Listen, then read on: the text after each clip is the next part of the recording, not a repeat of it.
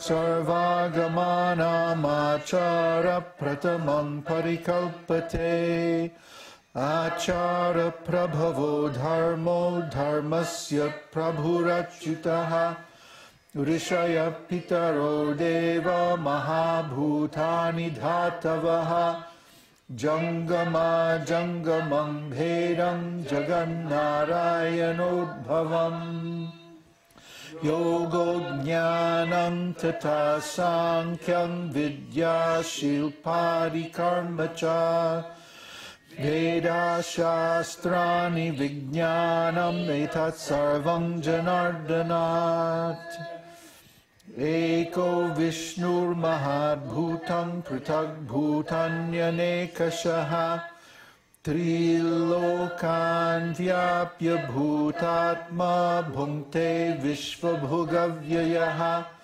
imam stavam bhagavato vishnur vyasena kirtitam patedya ichet purushap shreya praptum sukhani cha Vishveshwaramajam devam jagata prabhavapyayam bhajanti ye pushkaraksham nateyanti parabhavam Om namo bhagavate vasudevaya.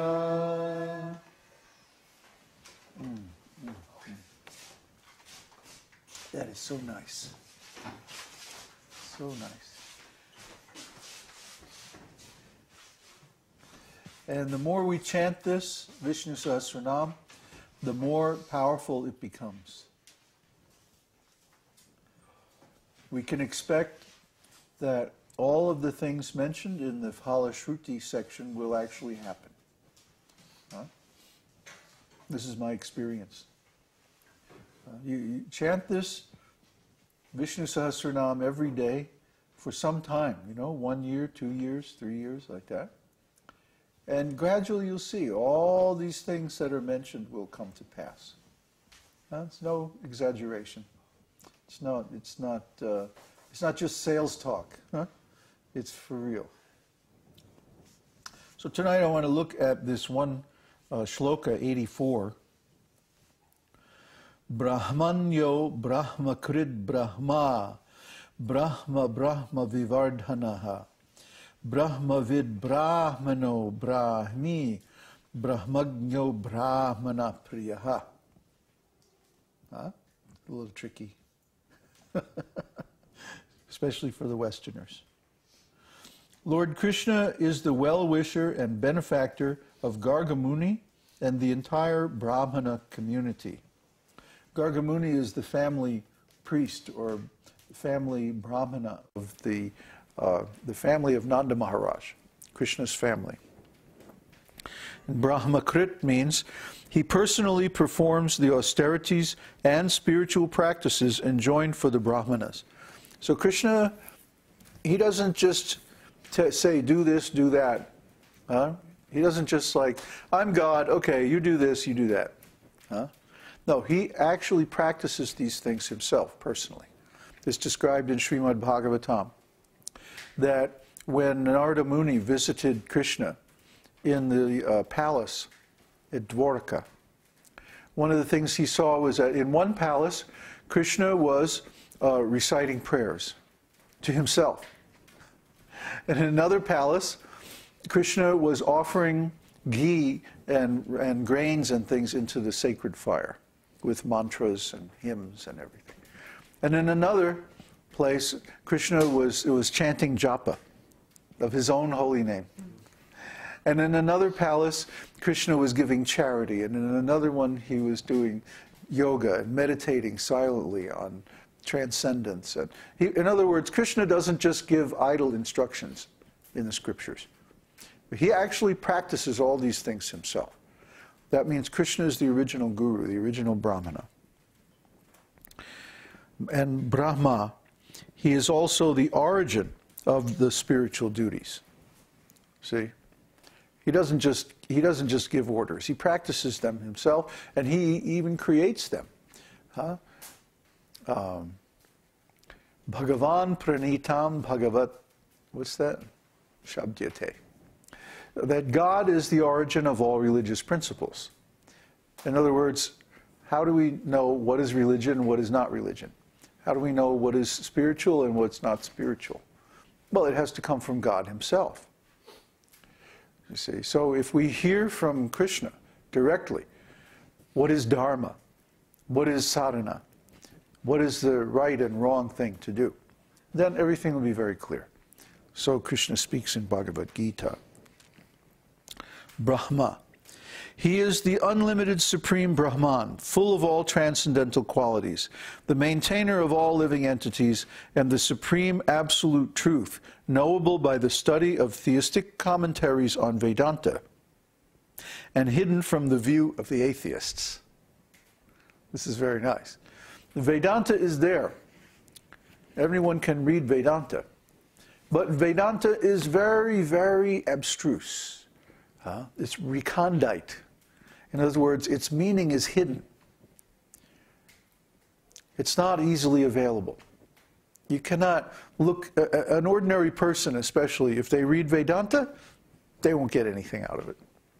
It's code. Well, it's like if you open up your computer and you look in the memory at all the instruction codes and stuff like that. It's just gobbledygook. But if you're expert, you can read it and you know exactly what it means. It means something very precise. See? The instructions in the memory of a computer, they're not at all ambiguous. They're not at all, they're not just made up. There's a very precise code and an exact meaning. And the same is true of the codes of Vedanta, but you have to know. You have to know the code. Now, the impersonalists and the atheists, they take Vedanta, or they invent something like Buddhism, or Mayavadi philosophy, where they take Vedanta and then they make up their own meaning for it. They say, well, this word means this, and this word means that. And they make up their own meaning. I mean, this is really incredible.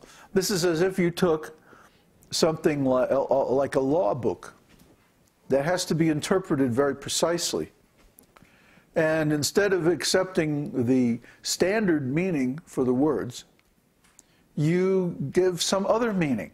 So that up means down, and in means out, and backwards means forwards, and vice versa. Everything's upside down. Everything's backwards, wrong. That's what the Mayavadis have done, the impersonalists. They have invented their own meanings for the words of the Vedānta-sūtra and the Upanishads, and they interpret it in their own way. They don't accept any of the standard principles of Sanskrit interpretation. They make up their own principles. And then they try to say that Vyasadeva, the author of Vedanta, was wrong. Because in the first part of Vedanta, there is a very nice exposition of the Vaishnava philosophy. And basically, the Vaishnava philosophy is that there's the Supreme Personality of Godhead, there's his potencies and energies, and then there's the relationship between them, which is that the potencies and the energies serve the Supreme Personality of Godhead. This service is called bhakti. So then in the second adhyaya of Vedānta-sūtra, Vyasadeva refutes all other philosophies, categorically, one at a time. He refutes all other conflicting philosophies, including Buddhism, Jainism, Shaktism, materialism, sectarian religion, and so many others. Then, in the third adhyaya, the third part, he presents the path of bhakti, how Krishna's energy is supposed to serve him. And then in the fourth part, he explains the results of bhakti.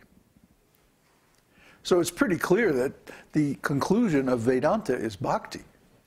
It's not at all a stretch of the imagination. It's very clear. It's right there in the sutras.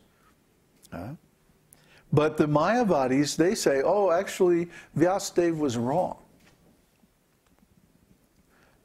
And then they take the statements of the first adhyaya out of context, and they interpret them in their own way.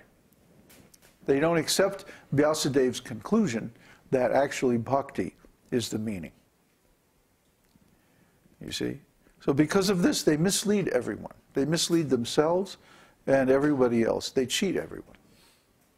This is going on.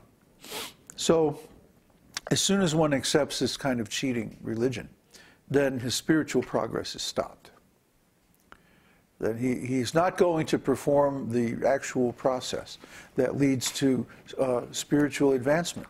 Instead, he's going to perform offensive. He's going to make offenses against the Supreme Personality of Godhead and his devotees. Because of that, they fall down. So, all that in that one little word, huh?